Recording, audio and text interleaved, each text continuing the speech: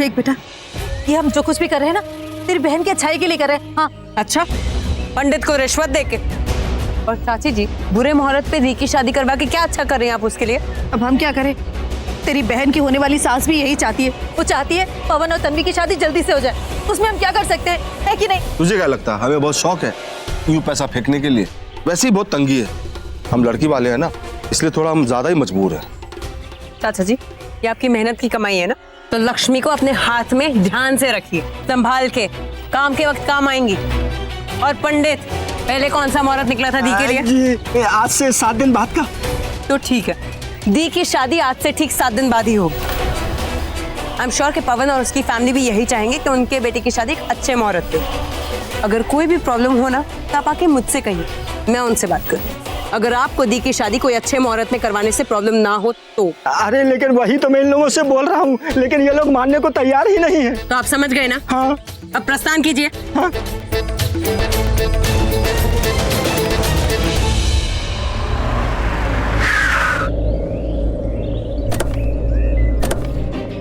Oh my God guys, बाहर तो बहुत गर्मी है, मेरा स्किन जल जाएगा। जल्दी आओ तुम लोग।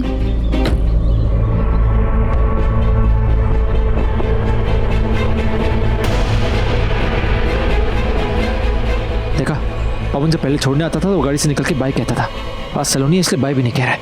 लूजर एक नंबर। Rishi please. तन्वी,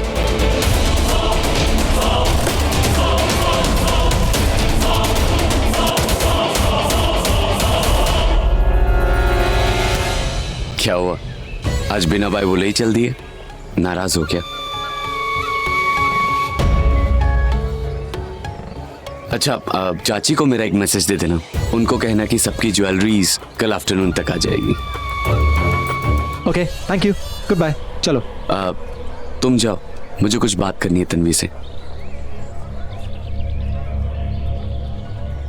हाँ तो बाय क्यों, बात करो, आराम से बात कर लो, करो बात।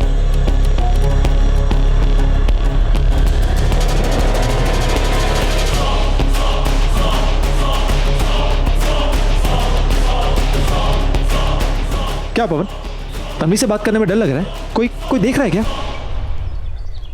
नहीं, किसका डर? अच्छा, मैं तो अपनी मम्मी का मैसेज उनकी होने वाली बहू को देने के लिए आया हूँ। मैसेज? कैसा मैसेज? मम्मी कह रही थी कि तीज की पूजा में तुम ट्रेडिशनल कपड़े पहन के आना, जितना अच्छा साज श्रृंगार होगा माता रानी उतनी प्रसन्न होगी और हमारा घर फूलेगा फलेगा और फल बहुत अच्छा मिलेगा। तुम समझ रहे हो ना मैं क्या कहना चाहता हूँ? पवन देखो, सलोनी अकेले गाड़ी में बैठी है, बेचारी बोर हो रही है। अब तो कम से कम उसका तो सोचो। देखो, बातें जिंदगी भर होते नहीं यार। चलो जाओ, जाओ जाओ जाओ। मैं शाम को आता हूँ तुम्हें मिलने। क्यों?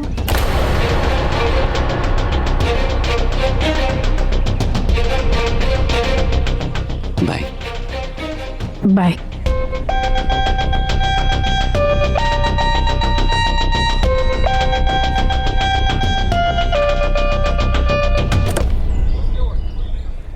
पवन, तुम फिसल तो नहीं रहना तन्वी पर? अगर फिसल गया तो मार डालूंगी। साइकिल की चेन देखी आपने कभी? हाँ, साइकिल तो देखी है मैंने। तेरे पापा शादी के बाद मुझे साइकिल पे घुमाते थे। हाँ, लेकिन तूने साइकिल क्यों ली? अगर लेनी थी तो कार लेनी थी। अरे नहीं, साइकिल में जितनी मोटी चेन होती है ना, इतना मोटा मंगलसूत्र ऑर्डर किया है मैंने अपने लिए। मतलब कि उसका पेंडेंट तो साइकिल की सीट जितना बड़ा होगा, है कि नहीं? अरे कुछ भी मम्मा, ईट देखी आपने? ईट, मुंह बंद कर अपना चश्मिश। ईट जितना बड़ा पेंडेंट तो नहीं लिया मैंने, लेकिन ईट जैसे डिजाइन वाला मंगलसूत्र जरूर ऑर्डर किया मैंने। एंड यू नो व्हाट मम्मा, 100 तोला सोना तो उसमें लगा ही होगा।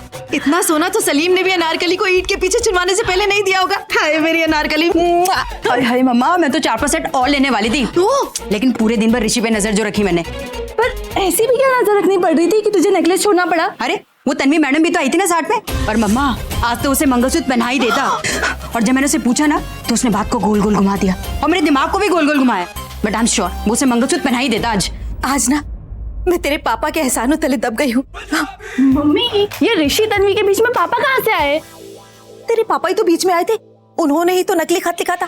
अगर वो उस दिन नकली खत नहीं लिखते तो तन्वी को कभी यकीन नहीं होता कि उसके बाबूजी चाहते थे कि मैं अपनी पसंद के लड़के से तन्वी की शादी करूं। अगर उसे यकीन नहीं होता तो बहुत पहले ही ऋषि से शादी कर चुकी होती और इसके नसीब में क्या आता, वो फुकरा सांड। हाँ।